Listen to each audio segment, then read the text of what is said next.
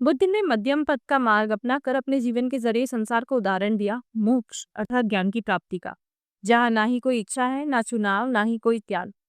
उन्होंने संयम की बात कही, जहाँ जीवन हमारे इच्छाओं पर संयम रखकर जिया जाए। पर यहाँ उन्होंने कभी ईश्वर का जिक्र नहीं किया, क्योंकि ज्ञान प्राप्ति के पश्चात वे इस सत्य को जान गए थे कि वास्तव में ईश्वर कोई पृथक अस्तित्व नहीं, बल्कि सर्वत्र वही है, प्रकृति में, जीव निर्जीव में, अप्रकट में और स्वयं उनमें भी। इसलिए ही प्रबोधन के उपरांत वे केवल भिक्षु बने, जिन्होंने अपने भोग के बदले संसार को दिशा प्रदान करने का कार्य किया। वे कर्म चक्र से मुक्त हो चुके थे, अतः उन्हें संसार के भोग कर्म के चक्र से ना ही कुछ अपेक्षा थी, ना ही लालसा।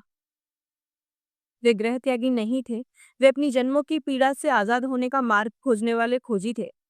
उन्होंने अपनी खोज के लिए उस वक्त की कई पद्धतियों का अनुसरण किया, परंतु वे उनमें से किसी भी पद्धति से ज्ञान को प्राप्त नहीं किए। क्यों? क्योंकि वे संसार को यही बतलाने आए थे कि जो मार्ग औरों का है, जरूरी नहीं सबका मार्ग वही हो।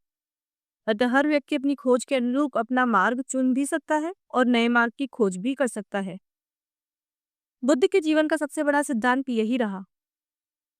बुद्ध ने संसार को स्वयं के प्रकाश से प्रकाशित करने का प्रयास किया। वे चाहते थे कि हम सामाजिक व धार्मिक आडंबरों से परे सत्य के मार्ग पर चले। इसीलिए वे ईश्वर के विषय में मौन रहे, ताकि कोई उनकी बातों से ना ही कोई नया ईश्वर बना दे, ना ही ईश्वर को कोई नया नाम दे, ना ही आस्था के नए पंथ की स्थापना करे। बस अपने संयम को साथ कर मध्यम मार्ग के सिद्धांत ही को पाल कर अपने ज्ञान मार्ग को प्राप्त करें। तभी तो ना वे कोई तप, ना कोई जप, ना मंत्र, ना पूजा की विधि या पद्धति देकर गए। वे भिक्षु बने और कईयों को भिक्षु की दीक्षा अवश्य दी, परंतु यहाँ गृहस्थ के लिए भी अपना मार्ग खुला रखा। अतः वे चाहते थे हर व्यक्ति अपनी राह को पाए, लेकिन उनके अनुयायियों ने उन्हें ही भगवान बनाकर पूजना शुरू कर दिया। वे वन में विहार करते रहे और स्वयं ही के सिंहासन का त्याग किया, परंतु उनके भक्तों ने ही उन्हें पुनः सिंहासन पर बैठा लिया। उन्होंने जो कठिन साधना की और सभी सुख साधनों से दूर एक कठोर जीवन जिया, वो सब हमें दिखाने के लिए ही था, ताकि हम समझे। पर हमने उन्हें भव्य महलों जैसे मंदिरों में बैठा दिया। सोने चांदी जवाहरात जो उन्होंने जीते जी उतारे, वे सब उन्हें फिर पहना दिए गए। क्या हम बुद्ध के साथ न्याय कर रहे हैं? क्या हम अपनी श्रद्धा की आड़ में उनके विचारों का या उनके मार्ग का तथा उनके जीवन का अपमान तो नहीं कर रहे? जिन रीतियों, विधियों, अंधविश्वासों, मूर्तियों, जातियों, धर्म आदि से सनातन दूषित हो रहा था और जिनके खिलाफ बुद्ध ने अपना मार्ग बनाया, हम आज बुद्ध को भगवान बनाकर उन्हीं सब रीतियों, विधियों, अंधविश्वासों, मूर्तियों, जातियों, धर्मों आदि में बांध कर रहे हैं। ये तो बहुत बड़ा अन्याय है। बुद्ध ने तो स्वयं की विचारधारा को प्रकाश की तरफ फैलाने का प्रयास किया, जिसके लिए उन्होंने संघ की स्थापना की, जहां उनके शिष्य आगे चलकर गुरु बने और बुद्ध मार्ग के लिए अपने शिष्यों को प्रेरणा दे।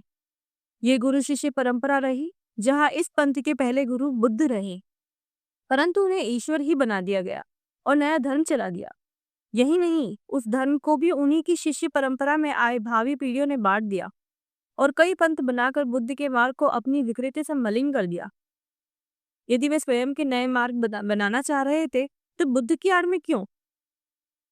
अतः हर बौद्ध धर्म के पंथ आज बुद्ध मार्ग तो नहीं है, उनके नाम से अपनी ही नई विचारधारा को जन्म देने की कोशिश कर रहे हैं। ये अवश्य सबका हक है, परंतु ये उनका हक कतई नहीं है कि अपनी विचारधारा को बुद्ध की विचारधारा से जोड़ उनके मार्ग ही को बदल दे। यदि कोई सत्य में आज भी बुद्ध मार्ग पर है, तो वे बुद्ध को ईश्वर नहीं, अपना गुरु, अपना मार्गदर्शक मानते। वे उनकी मूर्ति की पूजा नहीं करते, ना ही कोई मंदिर बनाते, ना ही वे उन बौद्धि बंधु के अनुयायी होते। वे केवल बुद्ध के मध्यम मार्ग अर्थात संयम के जीवन का पालन करते और ज्ञान के मार्ग पर अग्रसर होते। अतः बुद्ध के जीवन का सम्मान करते, ना कि अपनी अंधश्रद्धा में उन्हें ईश्वर बनाकर महलों से मंदिरों में बिठाकर पूजते और उनके पंथ का अपमान करते।